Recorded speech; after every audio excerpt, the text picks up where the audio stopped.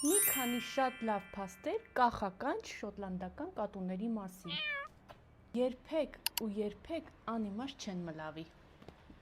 Ասի ուրս։ Իրանք շատ խելոք, նուրբ փիսոներ են։ Արդեն 4 ամիս է մուրկուշը մեր մոտ է ապրում։ Բայց էսի պատճումա, որ ինքը գնա։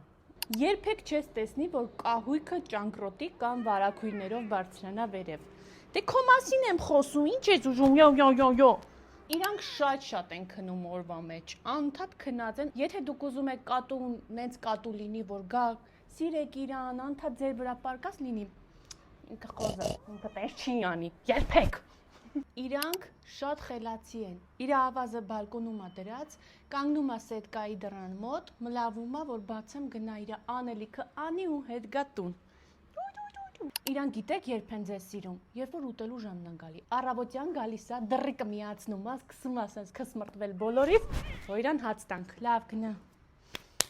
Դեր եւս այսքանը 4 ամսվա մեջ այսքանն եմ հասկացել, հուսամ ինչ որ բարդություններ չի առաջանա, բարդ չի իրան պահելը, թանկ չի իրան պահելը, կարող եք ժամերով թողել տանը գնաք դուք դուրս, գործերով ինքը ոնց որ ամեն ինչ կանի, իր ուտելիքը կուտի, կքնի, կհելնի, ձեզ անգամ չի էլ հիշի։ Չնայած 2-3 օրով գնացել էինք, ինքը մեր սենյակից են կողմ չէր գնացել կարոտից։ Էնպես որ